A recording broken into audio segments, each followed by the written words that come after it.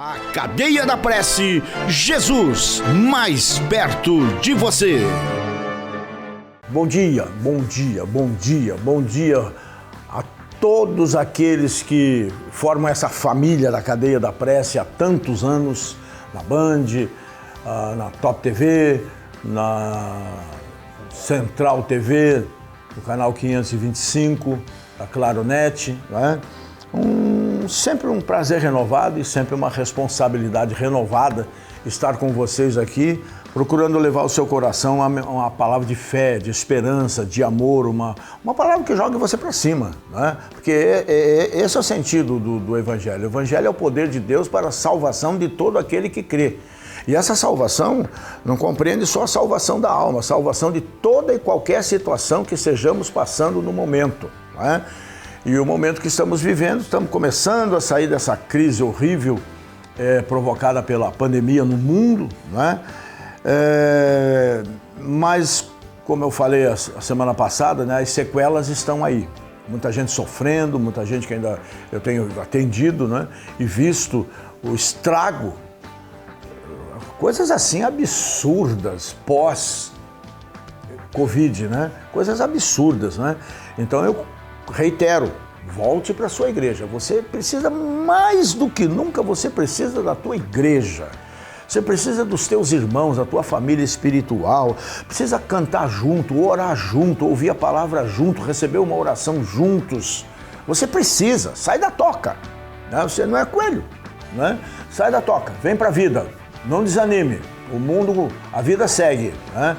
E se necessário, vou dizer uma coisa que vão me criticar, né? Se necessário, procure um psiquiatra. Psiquiatra não é médico para doido, né? Por acaso também atende, né? Mas não é para isso não, né? Nós temos que entender que somos corpo, alma e espírito, né? E a alma conjugada ao corpo aqui, ela trabalha muito contra o espírito, né? Então o espírito tem que estar vivificado pelo Espírito Santo de Deus para poder vencer isso. Senão a gente é vencido por isso, e aí é como o carro estragado, deixa a gente na estrada, né? Então, vem para a vida, volte para a sua igreja, se anime que a vida segue, né? E amanhã, domingo, dia 9 de outubro, nós temos a Ceia do Senhor. Algumas coisas eu estou modificando aqui, né? Está na hora da crentaiada voltar para a sua igreja, né? Estou acabando com os cultos, as lives, né? Online no caso, só deixando o de domingo de manhã, da manhã do Espírito Santo, olhando mais para as pessoas de bastante idade que muitas vezes realmente não podem vir, não é que não queiram, não podem vir, então só no domingo de manhã teremos culto online, né? E por outro lado, a ceia nós vamos voltar a fazer nos domingos e eu vou esticar um pouquinho na terça-feira também. Não vamos mais também fazer a semana da ceia. As coisas estão voltando à sua normalidade e nós precisamos ensinar o povo a voltar à sua normalidade também dentro da igreja, né? Tá se fazendo muitas facilidades e facilidades criam um certo relaxo, né? Então, ceia amanhã, 9 da manhã, 7h30 da noite e terça-feira, 8 da noite, né? E essa semana nós temos um feriadão, né? Terça-feira é dia das crianças, é dia do meu time também, né? 112 anos de coxa branca, né? De glorioso, né? Mas brincadeiras à parte, embora isso seja verdade, né? Terça-feira é especialmente um dia dedicado às crianças. E nós teremos uma programação toda especial no culto da noite, no nosso culto de oração, nós vamos dedicar às crianças. Apresentações, né? As suas coreografias, o seu teatro, seus coraizinhos, as crianças. Vai ser uma festa muito bonita para as crianças. E eu queria muito que vocês trouxessem as crianças, porque nós queremos ungir todas essas crianças. Nós queremos orar por todas essas crianças, porque a perversidade da falsa moralidade que impera no mundo, e inclusive no Brasil, estão procurando destruir nossas crianças, já aqui na base, para se tornarem marginais lá depois, não é? Em todos os sentidos comportamentais, infelizmente. Para isso serve essa esquerdalha aí, não é? Escondidos atrás de ideologias que nem eles acreditam, mas com o propósito de arrebentar com a família, né? E todo mundo se dedica a destruir nossas crianças. Se você conhecer a história atual das crianças na Suécia, você chora, porque o índice de suicídio dos pequenininhos lá é imenso por causa desse nojo que ensinam nas escolas. E a igreja tem muito pouco tempo para trabalhar com eles, e os pais também não estão muito interessados, parece, nos dias de hoje, jogam a internet para cuidar dos filhos, né? Então nós queremos muito blindar as nossas crianças na terça-feira, no nosso culto de celebração do Dia das Crianças, e vocês estão todos convidados, cultos como este. A Cadeia da Prece, Jesus mais perto de você. Quem achou o Salmo 146? Diga amém. Louvai ao Senhor. Ó minha alma, louva o Senhor. Louvarei ao Senhor durante a minha vida. Cantarei louvores ao meu Deus enquanto viver. Não confie em príncipes, nem em filhos de homens, em quem não há salvação. Morrem e eles tornam para a sua terra. Naquele mesmo dia, perecem os seus pensamentos. Bem-aventurado aquele que tem o Deus de Jacó por seu auxílio e cuja esperança está posta no Senhor seu Deus, que fez os céus e a terra, o mar e tudo quanto há neles, e que guarda a verdade para sempre, que faz justiça aos oprimidos, que dá pão aos famintos. O Senhor solta os encarcerados. O Senhor abre os olhos aos cegos. O Senhor levanta os abatidos. O Senhor ama os justos. O Senhor guarda os estrangeiros, os solitários. Ampara o órfão e a viúva, mas transtorna o caminho dos ímpios. O Senhor reinará eternamente. O teu Deus, ó Igreja Quadrangular Ecoville, é de geração em geração. Louvai ao Senhor. Amém, gente?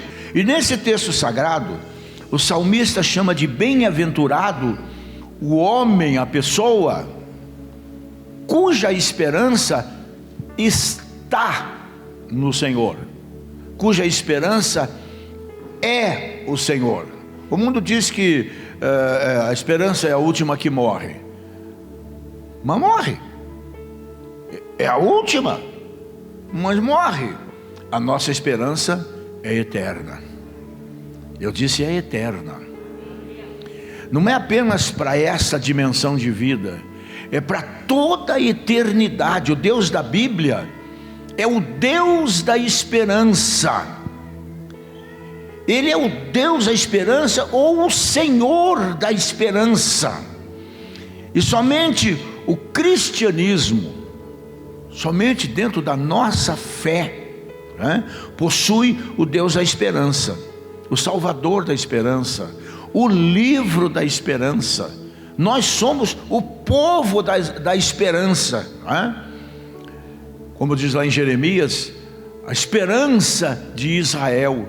E nós hoje somos a Israel de Deus, caminhando para uma terra prometida, E a esperança, gente, ela sempre vai estar ao lado da fé. Ela sempre vai estar ao lado da fé, ela sempre vai estar ao lado do amor, porque na verdade, segundo o que Paulo escreve em 13:13 de 1 Coríntios, as três maiores virtudes do cristianismo são essa: fé, esperança e amor. Então a esperança sempre vai caminhar ao lado da fé, ao lado do amor. Se você for na palavra esperança, você vai se encantar com a quantidade de versículos que nós temos, e situações bíblicas, e situações difíceis vividas por personagens bíblicos ao longo dos séculos, dos milênios, eu até diria, que falam de esperança. E o resultado final na vida daqueles que tiveram esperança e não vacilaram, enfrentaram lutas, enfrentaram problemas. Na minha opinião, eu acho que o versículo que fala de esperança mais forte, mais radical que eu acho na Bíblia, é quando Jó diz, sofrendo, aconselhado pela mulher, pelos amigos, a abandonar a Deus, a largar a mão da sua fé e morrer, ele diz: ainda que ele me mate, nele eu vou esperar. Ainda que ele tire a minha vida, ainda que ele permita que eu passe por tudo isso, leproso, doente, perdeu a família, os filhos, tudo, ele vai sempre continuar sendo a minha esperança. E o resultado final nós conhecemos. Jó recebeu em dobro, porque ele botou a sua esperança para funcionar de verdade através da fé. Ele não desanimou, ele não se deu por vencido, ele não voltou atrás, ele continua acreditando.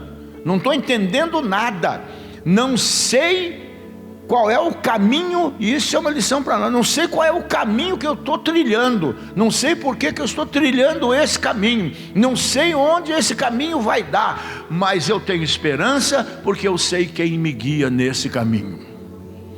Então não importam as nossas lutas hoje, né, nessa dimensão de vida, como eu gosto de dizer, né, porque nós estamos vivendo uma dimensão de vida natural, mas nós somos sobrenaturais. E o importante não é o natural, é o sobrenatural, porque o natural vai perecer. É aquilo que eu sempre digo para vocês: isto aqui, que é a criação de Deus, vai perecer, vai voltar de onde veio, para o pó. Mas quem está aqui dentro, que não é criação, é geração de Deus, vai voltar para o Pai que o deu, né? Então nós não podemos perder esse foco. A nossa esperança é esta. A nossa esperança é que há algo muito, se já está bom aqui, apesar de enfrentarmos uma luta ou outra, imagine o que nos aguarda, o que nos espera, se não perdermos a esperança. Porque quando perdemos a esperança, nós perdemos junto a fé. E quando nós perdemos a fé, junto também vai o amor, vai a caridade, vai o sentimento pelo sofrimento dos outros. E aí o tripé fundamental do cristianismo se desmancha por completo, na verdade, não é? Como é que eu vou estar perdido? Mesmo como os apóstolos, né, naquele barco, a deriva, chacoalhado para cima e para baixo, vento, onda, isso, aquilo, como é que poderiam estar perdidos eles, se o fundamental estava dentro do barco? É uma coisa que nós temos que entender. A vida não é fácil, a vida não é isso que pregam por aí. Você vem para Jesus, acaba teus problemas, vai virar tudo uma Disneylândia. Não é nada disso, gente. Pelo contrário, se Deus nos deu uma armadura completa de guerra, com arma de defesa e de ataque, não deu à toa, não deu para bonito. É porque nós estamos envolvidos numa tremenda de uma guerra, uma batalha que é espiritual. Não é uns contra os outros, mas é contra aquele que quer destruir nossa eternidade, a nossa alma, a nossa salvação. Então, antes de Jesus, eu estava metido numa briga de rua, batia, apanhava e não sabia no que ia dar. O dia que eu aceitei Jesus, eu fui engajado como soldado num exército cujo general é invencível, porque é o próprio Senhor Jesus. É o Senhor dos exércitos. Mas é luta, é guerra, é batalha. Para nós maior do que para o mundo, porque o mundo não tem noção do seu adversário verdadeiro. Nós temos. Nós sabemos que não lutamos contra a carne nem contra sangue, mas que o nosso verdadeiro inimigo é invisível e age 24 horas por dia. Por isso Deus nos deu uma armadura completa. Por isso Ele nos chamou para um exército, para estarmos lutando debaixo do comando dele. Amém, gente? E esse menino então tinha uma confiança, que é a confiança que nós precisamos ter. Não tem como estar perdido, vô. Eu estou com o Senhor, estou segurando na sua mão, o Senhor está segurando na minha mão. Eu não sei você, mas eu me sinto assim. Eu me sinto sempre, às vezes, né, no trânsito ou em qualquer coisa, um perigo, qualquer coisa, porque esse trânsito aí é um perigo, né? Meu Deus do céu, como tem gente ruim de boleia nesse... Principalmente aqui em Curitiba, né? É de chorar, não é isso? Mas sempre que você sai de qualquer coisa parecida, eu sempre mentalmente eu digo: o Senhor é quem me guarda. O Senhor é quem me guarda. Estou na estrada, às vezes em uma velocidade que não deveria estar, mas a gente que é criado na estrada não tem jeito, né? O Senhor é quem me guarda, né? E você? Como é que você se sente no seu dia a dia? Como é que você se sente nesse momento? Como é que você se sente com relação a um futuro próximo, tendo em vista o que nós estamos assistindo, que está acontecendo no mundo? Até a China está fazendo água lá, por incrível que pareça, né? Como é que você se sente? Você se sente assim como um menino por andar com Deus? Não interessa o que vai acontecer, eu sei de quem é a mão que está segurando a minha, hein? Então não se surpreenda se frequentemente não sair dos seus lábios louvai ao Senhor, que traduzido é aleluia. Não se surpreenda se sair um aleluia frequentemente dos seus lábios, né? Um graças a Deus, ou um glória a Deus, né? Se você for dar uma olhadinha nesses últimos 5 salmos que nós temos, que completam o saltério judaico, né, que é o livro de Salmos, você vai perceber que todos eles começam e terminam com essa expressão: louvai ao Senhor. Louvai ao Senhor, né? E a expressão louvai ao Senhor, ela é sinônima, né, em todos os sentidos, não apenas nesse texto, mas em qualquer sentido da Bíblia.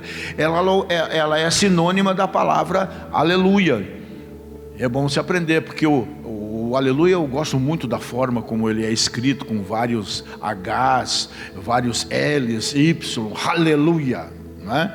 E o halelu significa louvor, e o Yah significa Yahvé, ou Jeová.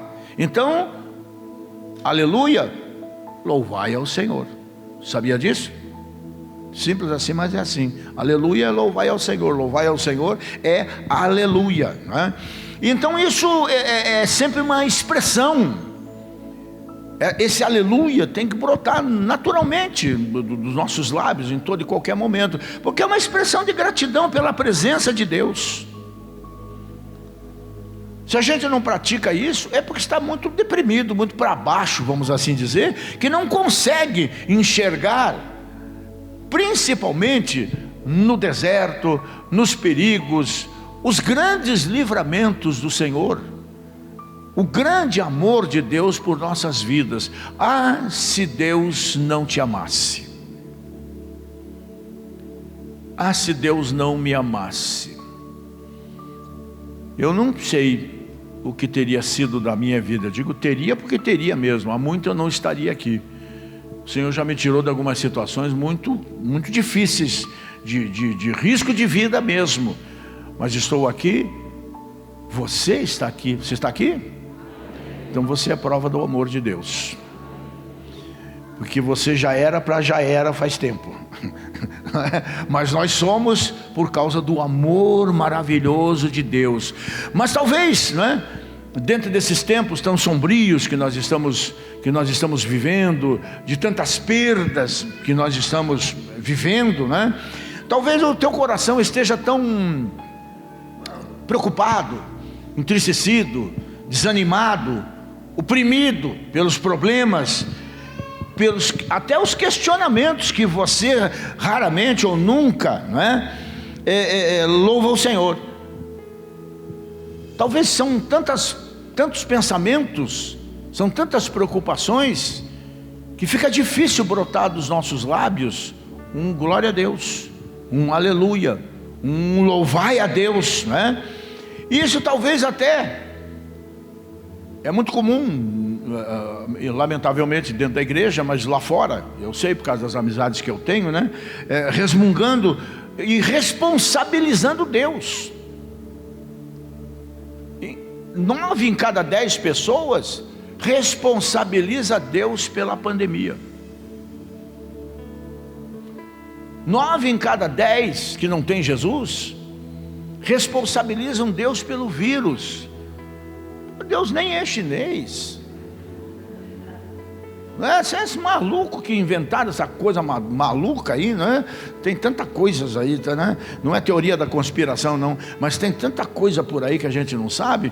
Mas o próprio ser humano, o homem, é que gera as pestes, as pandemias, os vírus, as bactérias. O próprio homem gera tudo isso, mas o culpado é Deus.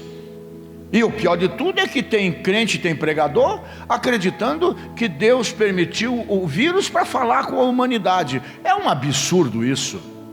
É um absurdo. Desde quando Deus vai desperdiçar sofrimento na vida dos seus filhos, gente? Desde quando Deus precisa de um vírus para falar comigo, com você, se Ele já falou conosco através do amor em Jesus Cristo, seu Filho? Ele fala diferente, Ele não fala dessa forma, Ele nem precisa. Mas a gente, na nossa cabeça, na hora da luta, quando dói o dente, né? A gente já transfere para o nosso Deus, né? A gente já responsabiliza Deus porque as coisas não estão indo bem na nossa vida. Mas isso é uma hipocrisia, é um cinismo da nossa parte. Vocês nunca ouviram eu dizer isso, né? Quem planta, colhe. É lei da vida, é lei bíblica. Se eu estou colhendo alface hoje, é porque há um mês atrás eu plantei alface. Se eu estou colhendo urtiga e aquelas capoeiras, é porque eu não plantei nada. A natureza mesmo se encarregou, os passarinhos mesmo se encarregaram de jogar semente ruim ali. Então agora eu vou para a horta, eu não tenho alface, eu não tenho repolho, mas o que eu tenho de mato é uma grandeza. É culpa de Deus? É culpa de Deus? Então esse tipo de comportamento a gente tem que banir da nossa vida. A gente tem que ser sensato. A gente tem que conhecer mais a Deus através da sua palavra, não é? Porque esse tipo de comportamento faz a nossa fé encolher. A gente não consegue mais acreditar em coisas maiores, em coisas fundamentais para a nossa vida. Então a nossa fé tem que ser como quem malha em academia. Nós temos que estar malhando a nossa fé todo dia, exercitando a nossa fé todo dia, abrindo a boca para dizer um glória a Deus, um aleluia. Te dou graças por esse dia, te dou graças por esse alimento, te dou graças por esse dinheiro, te dou graças, te dou graças, te dou graças, te dou graças. Isto é encorpar a fé, né? Então atente para as pessoas necessitadas que o Salmo menciona. O Salmo é bonito nesse sentido. Fala de oprimidos, fala de famintos, fala de encarcerados no sentido de solitários, fala de cegos, fala de abatidos, fala de gente alienada, de órfãos, de viúvas. O texto fala tudo isso. E todos eles têm motivos para culparem a Deus pela situação que estariam vivendo, mas não fazem. Por quê? Porque você nunca estará bem. Ninguém estará bem. Ninguém se sentirá bem se, vamos usar um ditado aí do mundo, né? Se a gente cuspir no prato que come. E muitas vezes nós fazemos exatamente isso com relação a Deus, esquecendo porque Deus está empenhado em me curar. Deus está empenhado em te ajudar. Deus está empenhado em não machucar você, muito pelo contrário, livrar você das machucaduras da vida. E nós temos que olhar para Deus exatamente dessa maneira. Eu estava orando hoje de manhã, rapaz, eu não sei explicar o que eu senti, né? Porque a grandiosidade de Deus é um negócio assim que não tem como dimensionar, não tem como mensurar. Parece que entre eu, pequenininho, aqui é um vírus, não é? Diante da majestade de Deus, parece que eu estou tão longe, mas no entanto, eu senti esse longe tão perto. Como é que eu vou explicar para vocês? Não é? Eu me sentindo assim num universo inteiro, Deus Senhor desse universo, e por Deus ser Senhor do universo, eu senti o universo todo me protegendo, me guardando. Não era um vazio, bem pelo contrário, era plenitude. Foi o que eu senti hoje de manhã orando. Era plenitude. Não tem distância entre eu e Deus. Essa aparente distância é Yahvé. A presença, é toda a presença de Deus envolvendo a minha vida. Mas, para encerrar, o texto diz: Deus transtorna o caminho dos incrédulos, dos ímpios, dos pagãos, dos zombadores, daqueles que não acreditam, né? Este é o único item negativo nessa lista que eu encontrei nesse Salmo 146. Deus já decidiu que os malfeitores não prevalecerão. Deus já decidiu que os malfeitores não prevalecerão. Então eu posso dormir descansado, porque eu sei que a mão do Senhor está sobre o meu país. Pode parecer estranho as coisas, mas a mão do Senhor está sobre o meu país. Porque eu habito esse país, porque a igreja do Senhor habita esse país, amém? Então, gente, você tem que aprender uma coisa: você é aquilo que você adora.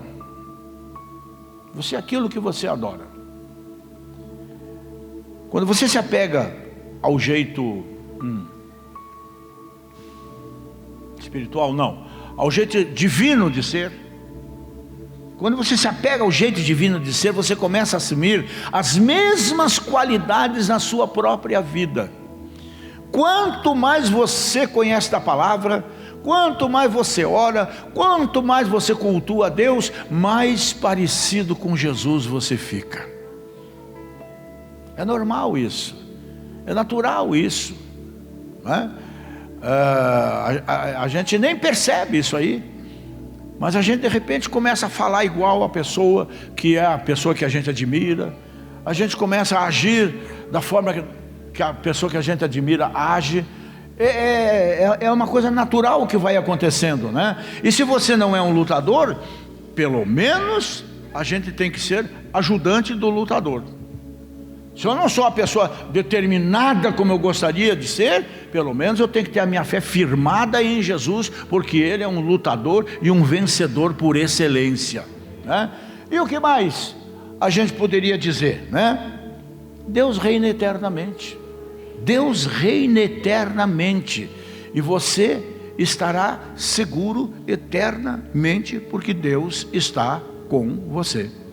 Amém?